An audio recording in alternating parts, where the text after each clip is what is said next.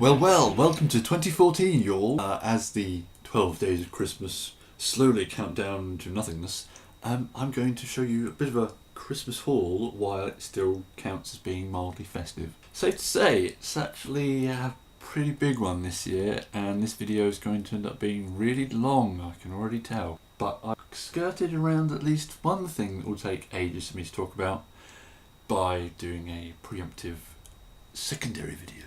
So we'll get to that in a minute. First off, I'm finding it hard to know where to start here. Let's start with the sort of smallest thing. I've got some Creo. This was a sort of surprise thing. I didn't ask for it. Certainly didn't know that it was around anywhere near me, actually.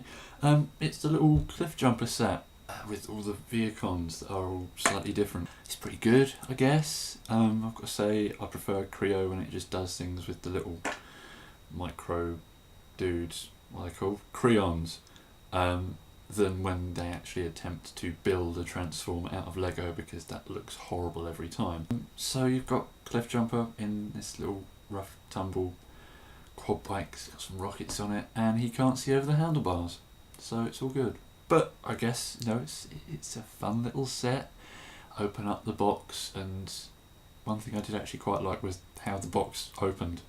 This is getting really pedantic here, but it's nice that the box just lifts open. You don't have to tear anything like a Lego thing, and you can keep it and keep things in it. It's just nice to have a little set of dudes, and then all the same, because however many Lego sets have there ever been where you get like a set of 3 stormtroopers and they're all identical or something. But all the vehicles are slightly different. One's got a gun arm, one's got some wheels, one's got some wings, and you can, you know, combine them into an ungodly abomination. But those are the joys of Lego type things, aren't they? Oh yeah, and you get this weird outpost sort of passport check barricade thing. What is this set meant to sort of evoke story-wise? He drives along and he gets to the checkpoint and the Viacons stop him and ask if he's got anything to declare, and he goes over the border? What? I don't know. And you get some weird bits like see-through purple bits, and I know they're meant to go to a dark energon weapon if you bought all the other sets, but all the other sets didn't come out over here. Now Creo's been cancelled, so you're not going to get them, and they just become extraneous pieces. But then on top of those pieces you get even more extraneous pieces which it tells you nothing about in the instructions, which is basically just a little brick with a Decepticon symbol on it that has nowhere to go. Well, there's another part which you can clip onto something. I suppose it's a bit like a flag, but I don't get it. And this whole set is a bit like, I don't get it. It's nice to have Cliff Jumper and Viacons, but why is he driving this? Why doesn't he just transform? There's too many questions raised by this, so I'm going to stop talking about it. I'd like to plough through the proper Transformers in chronological order, but I don't think that's really going to happen, because very quickly it will get very awesome, and I don't really want to go down that route. But let's start at the beginning anyway. The first present, which I opened in my stocking, which is more like some sort of small shopping bag, full of Danger Mouse socks and chocolate oranges, things like that, was a Cyberverse Predaking.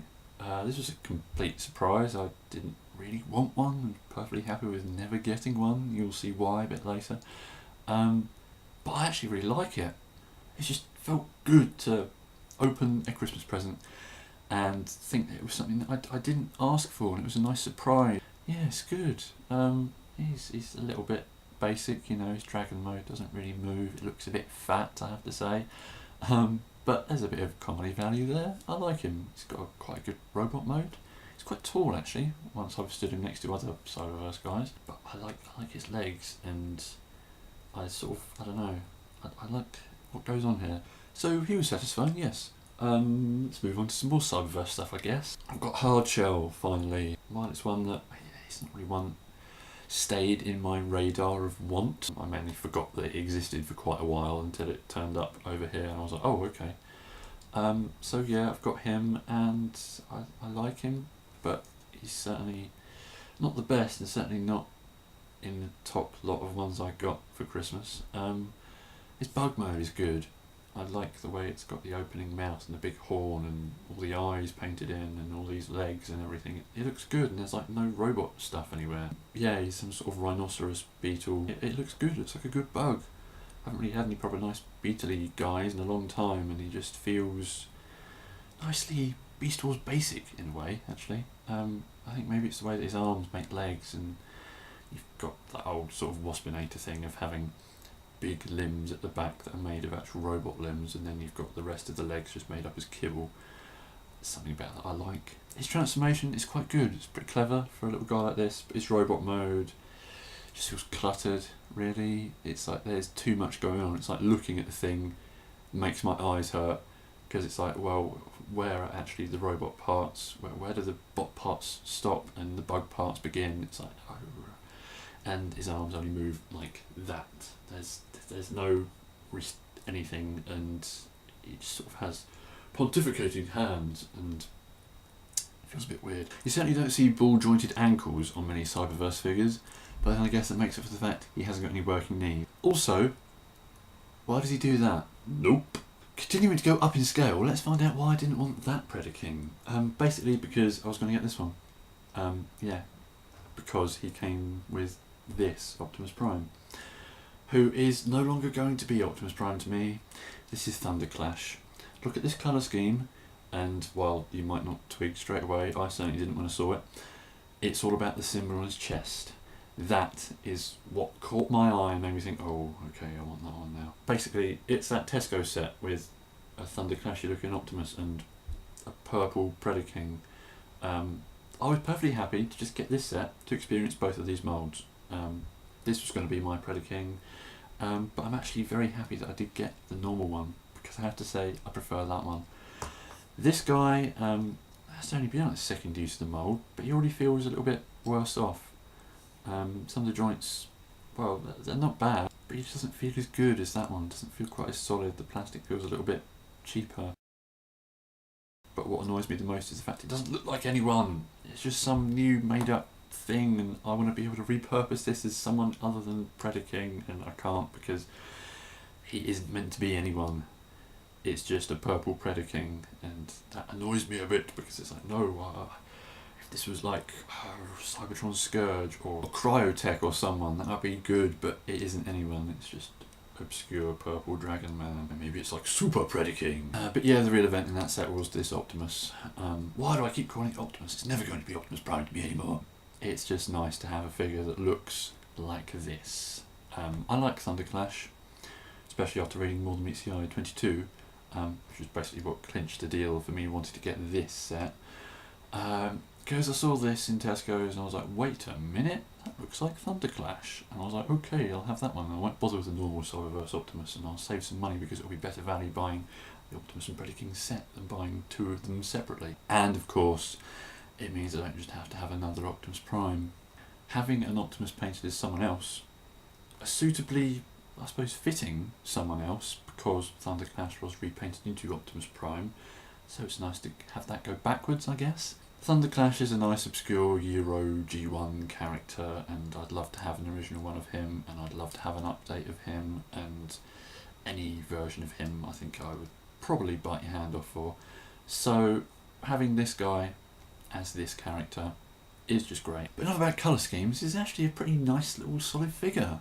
He's like really poseable, his knees and his legs work all really nicely, and for a little Cyberverse guy, he's not really got any kibble that gets in the way of anything. He's got a clever, sort of slightly more involved transformation than you might think. And overall, yeah, nice little package, because he comes with the sword and a missile launcher, and the truck's pretty good. That's a little bit of win right there. Keeping with Beast Hunters, I've got something which I have said a few times over various internet mediums that I didn't want and would never own because it looked awful and horrid. And why? It's Dreadwing. I really like it, actually. Yeah. It did grow on me. Every time I saw this in a shop, I thought, actually, there's something about that I like.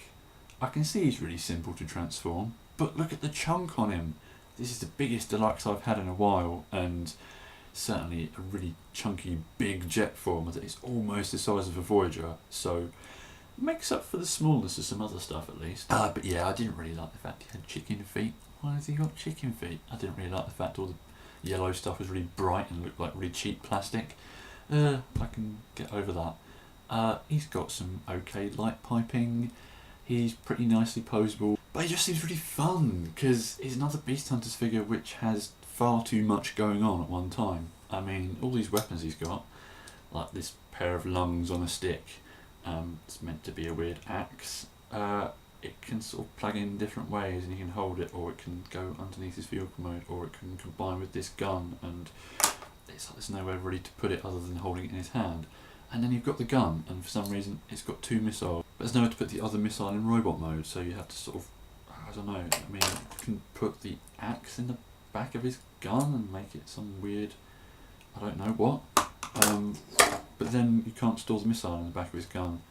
It's all a bit like faff and too many parts, and I'm perfectly happy with just having 1 missile. But I guess all that just affirms the whole fact that Beast Hunters gives you maximum bang for your buck.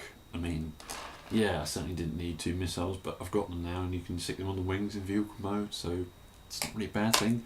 More options, yeah, that's cool. It's just a big helping of silly robot fun, because, I mean, look at him. Just make me think of some sort of like Aztec Mexican falcon motif thing going on here, which is pretty cool, especially when his alt mode nose cone has a beak. I guess you've got to have something to go with the chicken feet, which makes the best Gerwalk I've ever seen. The one thing I found that I don't really like about him though is the fact that his entire transformation scheme just really, more than anything I've ever seen, apes his Cyberverse counterpart. It's exactly the same!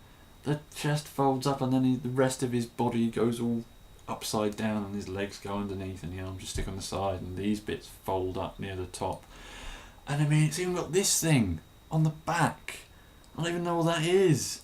I didn't even know what that was in the Cyberverse one, but it's still there. It's time to go on a bit of a generations jaunt. I'm going to show you 4 figures. Yeah, I bought myself 4 Christmas presents.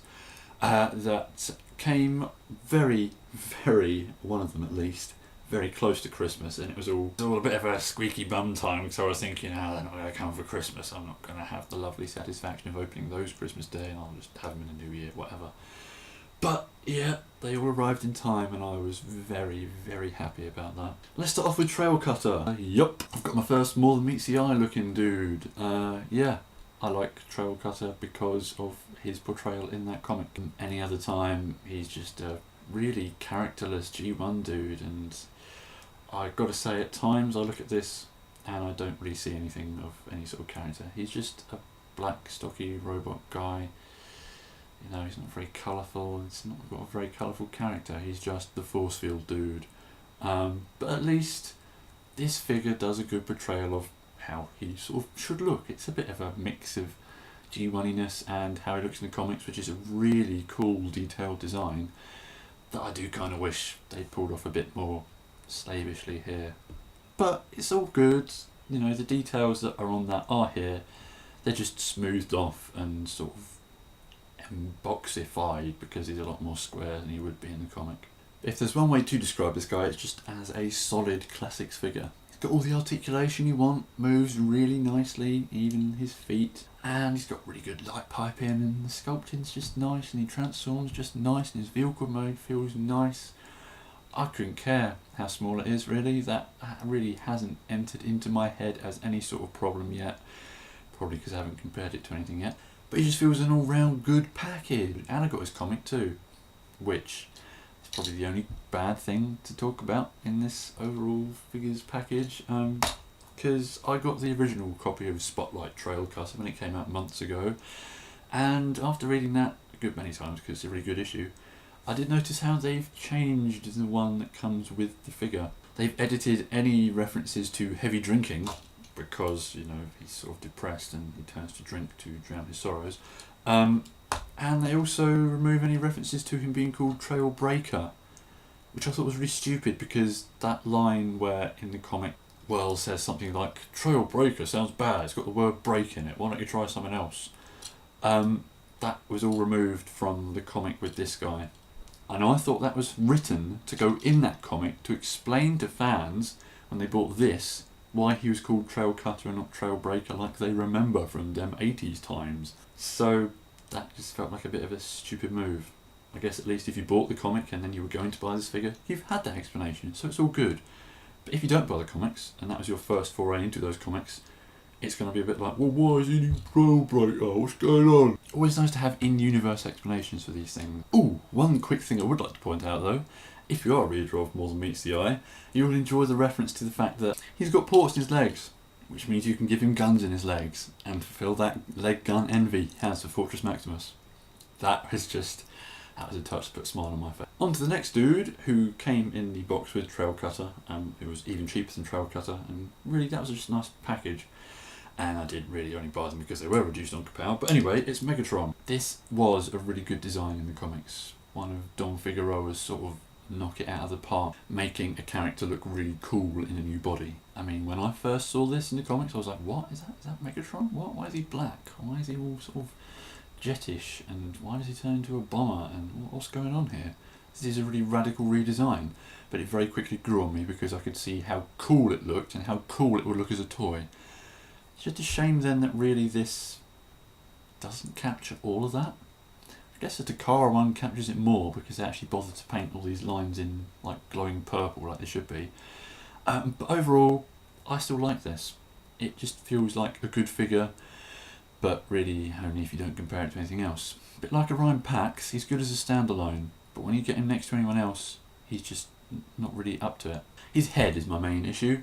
It's tiny. I have Scout figures with noggins that are bigger than that, so it gives him a weird sort of sense of scale. You put him next to a deluxe guy, he's too small. Put him next to a Scout or Cyberverse Command guy and he's too big. I know some people have had like explosive fracturing down a series of stress marks on theirs, and I'm a bit worried if mine's going to do that. I don't know how you can tell if it's the kind that will do that, but I've got no stress marks on mine at all I can see so far, so I guess all's good. All in all, just a pretty well done figure, I think. There's no kibble anywhere. That's a testament to these new designers. His legs move really nicely, probably mainly because of the way he transforms, but yeah, I just like his legs. It's got stupid pinch-in carve panels, which I never use because they obstruct nearly all movement. But yeah, I mean, look at those knees, man. Look at that ankle bend, man.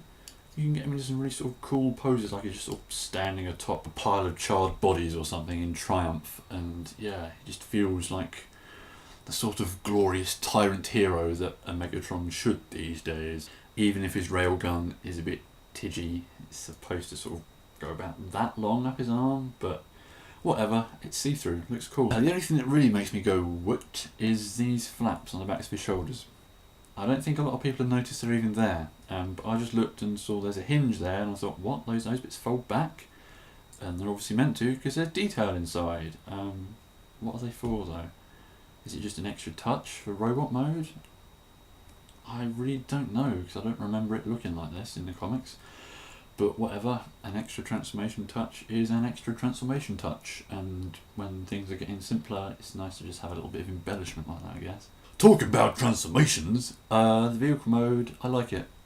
Feels just sleek, nice, it just looks menacing. It's just a cool sort of sweeping through the sky, dark wing bomber thing that probably is meant to homage how that bomber Megatron never came about in G2. Now, hold on to your hats, because it's about to get awesome in here. Oh, I don't know where to start. Let's start at the tippity top, and then we can work our way down from the summit a little bit. Look what I've got! I've got a new Waspinator, and I got it for Christmas, just like I got the original one in Christmas of '97. Man, that was a big nostalgia hit when I opened this guy and transformed him for the first time, and the instructions were sort of mirroring what was in my head when I first transformed the original one. Well, I didn't really do it. I couldn't do it at the time. I was only 4, cut me some slack. I had to get my dad to do it. But this Waspinator, oh man, oh man, oh man, it's good. It's good. Although you might be able to notice the only gripe I have about him, the fact his legs are really loose at the hip. My original Waspinator still has insanely tight hips, so this is a bit of a bad thing to happen. Have a brand new one and have him be wobbly already before the very first figure I ever got of this ilk. So yeah, that's the only gripe out of the way. Everything else is just so good. I like it. It's all so accurate, and it's like how I wish Waspinator sort of looked a bit more like back in them days. Because while I loved the original, and of course that was the only Waspinator figure ever at the time, so it was like, it doesn't matter if he doesn't look quite like the show. And I realised that the show was based on the toys, not the other way around, so it was perfectly fine that he looked a bit different between the two, because they were making him look better in the show. And now he looks just, it's perfect, really, isn't it? He moves really nicely as well, but I have to say, he almost feels a little bit more hindered than the original, which is a shame.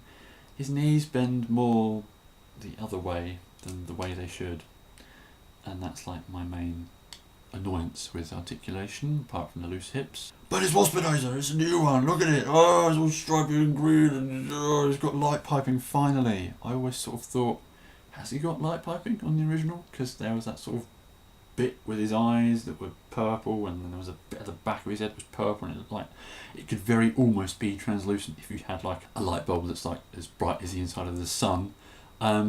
So it's nice that he's got proper light piping now, and it does glow very nicely, very easily. And they still sculpted in sort of compound stuff on his bot mode eyes as well. Just a lot to like, and dearie me. I could go on about how his gun is a bit of a disappointment because it doesn't fire a missile, but my Waspinator's gun hasn't had any missiles to fire for about 10 or so years because one of them's broken and the other one's lost to time.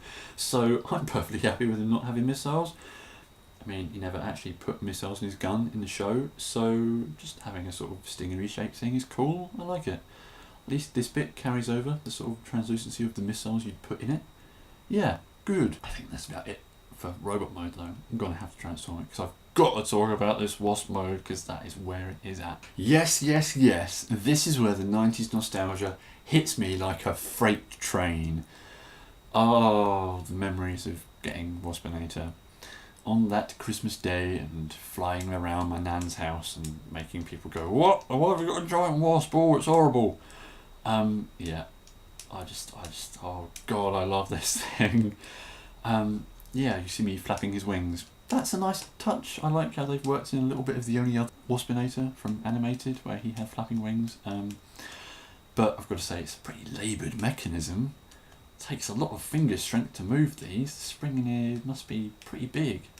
And it is so sort of powerful that you can't hold down the trigger and then move the wings out to sort of snap the gears round so they stay up. So, I don't know. It feels a bit much, really. I would have liked that to be easier. Because you can't get any good speed going, you know? Can't really make it look like his wings are buzzing. It's like he's really, like, struggling to fly. So maybe there's a bit of a downside there. But I ain't really seen one at all in this bug mode. I couldn't care. You can see his hands. I don't really mind about all this weird stuff under his wasp chin. Look at it, it just, it's so much better than the original, but it still captures everything I loved about the original. The big stripy abdomen like that, and he's got a sting sticking out there that isn't weird and green for some reason. He's still got this weird sort of bugly underneath detail that looks sort of like, ooh, what is that? And he hasn't got two back legs that are massive and don't look like the rest of them. All the legs look right and little skinny legs, and you can actually pose them a bit so you can put him into a more sort of flying pose, like he's buzzing around. And oh man, now I'm going to talk for ages about why the compound eyes are really good. That was the best sort of thing about the old Waspinator. I just loved the big blue segmented eyes he had. It just looked cool. It was like, yeah, bugs are cool, look at that. And the little mandibles and the antennae, and while the face, I don't know, there's something missing about it. Maybe it's the sort of black stuff around the top of his head. But it's still so good. Look at him, it's all segmented and shiny this time. And this whole thing just sums up just so much of my childhood as well. I mean, I think when I got that Waspinator, it was like the first time I really thought bugs looked cool, and it was like, yeah, I like bugs, and got more Predacons that were bugs. And for a while when I was little, I wanted to be an entomologist, which is the study of insects and all that sort of thing. but I sort of grew out of it when Beast Wars ended. Yeah, but this sort of recaptures all that. It's like, oh, look at his eyes, oh, look at all these bits on his back and the wings and all the legs and everything. It brings back all of those memories of buying all these bug mode bots and thinking, oh, look at this one, oh, what's that on him, oh, look, this one can do this. Because I guess back in the day, I did buy things for their alt modes.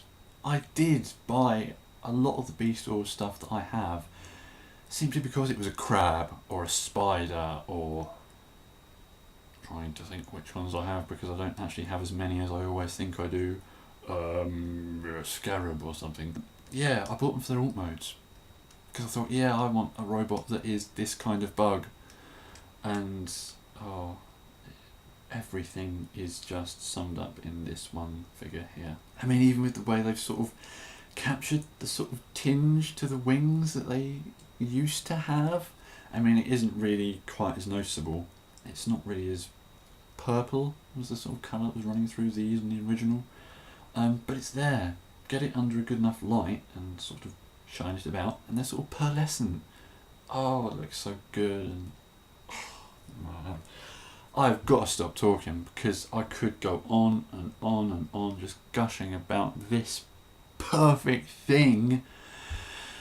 But I got to stop because there's more to talk about. It's only bloody Armada Starscream. Yep. While Waspinator came on the day before Christmas Eve, this guy came on Christmas Eve. I got him from Kapow. It must have been only a few days before the sort of Christmas week, and I was just thinking, yeah, it's not going to get here in time. There's no way that's going to happen, because the day before I bought this, they put on their Facebook thing that you're going to have to pay extra if you want like express postage to get there before Christmas. And I was thinking, I can't be bothered. I'm glad that I've put the money down on this thing and it's finally going to get to me and I can wait for the new year. And then boom, the postman knocked on the 24th December and I was like, yes! So here is the figure which got me hella excited from BotCon.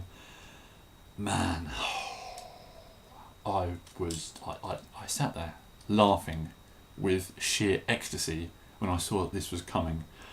And well, I've been preemptive and recorded the review, so I don't have to sit here gushing about this for a good 5 minutes. I only sat and gushed about it for about 40. Ha ha ha! It's going to take some editing, but expect it up soon. Yeah, I like this thing. I like it. It's got some flaws, namely the fact it doesn't come with Swindle. But yeah, I like it.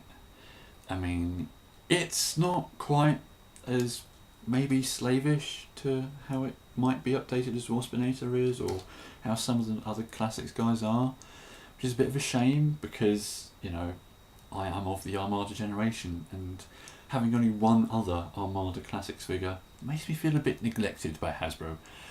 But whatever, it's there, you know. The fact this exists at all is a joyous occasion. I never got Starscream. I had to get Thundercracker instead because Starscream vanished, and so to have that character in a nice new update, oh, it feels so good. It's like the best of everything. It's like this is the figure I wanted because, yeah, I liked old Thundercracker, but his legs never moved outwards and his arms moved weirdly, and this is like the figure with all the articulation that I wanted 10 years ago, except none of the Minicon compatibility. Well, yeah, it's compatible of course, but it doesn't do anything if you stuck a Minicon on here. He's got deports, and hopefully soon I'll get the little Minicon 3-pack that's new and I can kit him out with some new Minicons. Just, yeah, expect the review. I'm gonna have to stop myself from talking too much about it now because I've spoken so much about so many little things in that review. I'm just going to have to wait for that. One thing I didn't mention in that though was how I like the way you can make it a little bit more Armada sort of accurate if you want. Because his wings are on ball joints, I mean, you could pop them off, but I don't really want to do that. It's a bit of a weird connection. You can fold them back, then have him hold only one sword, because he comes with two, not just one. And it looks like he might have taken his wing off and used it as a sword. So, nice little touch there, I guess, as long as you look at it front on. I like this so much. I might even like it a bit more than Waspinator, mainly because the robot mode ends up feeling a little bit better, maybe. he's more interesting, he's got more going on. I mean, let's face it, a figure with 2 firing missiles and 2 swords is always going to have more going on than most. But, man, it's good. It's not perfect, it isn't maximum Raditude, but it's almost certainly very nearly. At least it feels like all the hype that I was putting into it all these months since BotCon is worth it, and certainly justified, because I love this figure, and this is like the only real anniversary celebration figure I need until hopefully they bring out some repaints or more Armada homages. Please, please, please, please, please, please, please. You might be thinking that's your lot. You're mistaken, lad. I have the biggest figure of this Christmas haul yet to talk about. It's Ultra Magnus. Yeah, I wanted this Beast Hunters Ultra Magnus, even though I got the normal RID one, mainly because I like the RID Optimus Prime, and I thought having him as Ultra Magnus would be pretty cool, because that's just a really sort of fun feeling robot, and I thought once they've given him a jetpack and missile launchers and a hammer, all that added play value, he'd be so much more fun. And maybe he is, but I'm still warming to him. I'm not really seeing it all quite so early as I expected. He is good, I have to say. I mean, of course, this is how he ended up looking in the show, so there is merit to buying this figure if you do like Prime. Yeah, he's got the hammer, which would obviously be gold, but I can live with it. He's got a jetpack, which took me about a day to figure out how it actually attaches, because the instructions are so vague. But not as bad as Dreadwink's instructions, because those are awful and don't even tell you how to transform him all the way. Yeah, that's a bit of a sort of ooh moment when I finally got this on. But yeah, I guess it's good. It comes with all this extra stuff, the missiles, the jetpack, all of that. But the base figure itself, Ultra Magnus on his own, without all of that, doesn't feel as good as Optimus. He still feels like the better one. Maybe it's because they've used the mold so many times. Or at least Takara have. I mean, that was the single most used mould from Prime, I guess. So it doesn't feel quite as good as Optimus. I'm not saying there's any degradation, but for some reason the joints don't feel as solid. Some of the bits are a little tiny bit loose, and he's a bit more stunted. Not just because his shoulders are huge and get in the way, but because his head can't look up. And that would have been just the point of articulation you need when you've got a bot with a jetpack, so you can get him into a flying pose. What's going on? The jetpack itself, however, is nice. As an accessory, it feels really good because it's got a port on there and you can just slap it on anyone with a port in their back and give them a jetpack. There's good play value in this once you learn to attach it to other figures, because of course it can fit on Optimus. So yeah, it's cool, I like that. It's a nice big thing that I have nowhere to keep. And I guess it's all nice, all the stuff clips together and it all fits on his vehicle mode, so it's all stored somewhere. And I have to say the vehicle mode is good, yeah, I like that sort of truck, but it feels a bit weird and like there's something missing. I know what's missing, smokestacks. All the box art has smokestacks on, and the instructions tell you there are smokestacks here. And there are holes and bits where they should have been attached, but they're just not here. And I thought, oh, there's something missing. But it turns out no one's has them on there, so whatever. I don't know, maybe Hasbro suddenly realised, oh, we haven't got like the 10p extra budget to stick some bits of rubber on here because we made a jetpack for him, oh no. But it differentiates him from Optimus a little bit more, so I guess I can't really grumble about that. He's got blue Autobot symbols on him, which is interesting, I guess. Is there a little bit like the Wreckers symbol, which is meant to be blue?